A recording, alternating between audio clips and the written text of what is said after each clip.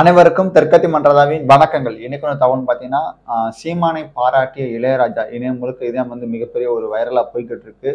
ஒரு பக்கத்து வாழ்த்துக்களும், ஒரு பக்கத்து கதறல்களும் ஸ்டார்ட் ஆயிருச்சு. நாம் தமிழர் கட்சிக்கு சேர்ந்தவர்கள், தமிழ் தேசியம் பேசக்கூடியவர்கள் கூட ஆதரிக்கிறாங்க, கொண்டாடுறாங்க. உடன்பிறப்புகளும், கொத்தடிமைகளும் திண்டாடுறாங்க. அதாவது என்ன சொல்லிட்டாருன்னா, ஆ நிருபர்கள் கேட்குறாங்க, இப்போ ஜெயலலிதாவும் கருணாநிதி இல்லையே எப்படி பார்க்குறீங்க தமிழ்நாட்டு அரசியல் அப்படின்னா, இப்போ நிறைய கட்சிகள் தொடங்கிட்டாங்க. தடியெடுத்தெல்லாம் தண்டல்காரன் ஆகிட்டாங்க.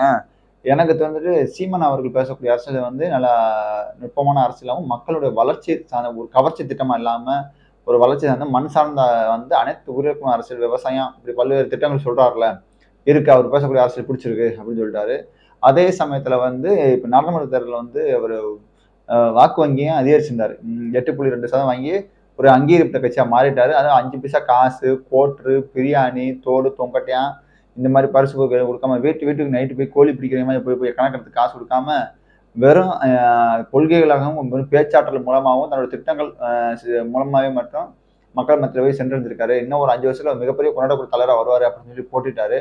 ஏன்னா இளையராஜா அவர்களுடைய வாயால என்ன பாராட்டு வாங்குறது என்பது மிகப்பெரிய விஷயம். சரிங்களா? அந்த அளவுக்கு சீமான் மாறா நீ சேஷ்ட மாறா அப்படின்னு ஒரு வசனம் இருக்கும். அது மாதிரி சீமான் அவர்கள் சேஷ்டாங்க. ஏன்னா இந்த நாடாளுமன்ற தேர்தலுக்கு அப்புறம் சீமானை நிறைய பேர் தூத்துனவங்க கூட போட்ட ஆரம்பிச்சாங்க. ஒரு பானை வன்னியரசுலாம் ஓம் தமிழ்னு சொல்லியிருந்தவர் இப்ப நாம் தமிழர் கூட்டணி கூட வைக்கலாம் அப்படின்னு சொல்லிட்டு, அதனால இந்த சில நல்ல கைகள் தான் இந்த கரிகாலயம், யூடியூப் ப்ரொடக்ட்ஸ் சில இருக்காங்கல்ல, திராவிட கூலிகள், மாரடிங்க, கொத்தடிமைகள், அவங்க தான் கதறி தராங்க. அவங்க மேல கதறிட்டு போட்டோம். சரிங்களா?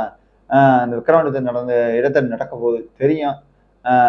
தொடர்ந்து அதே வழியில் அதாவது சீமானுடைய பிளஸ் என்ன பார்த்தீங்கன்னா, தனித்து களங்காண்றது. அதான் அவங்க மக்களுக்கு அதிகமாக பிடிச்சிருக்கு.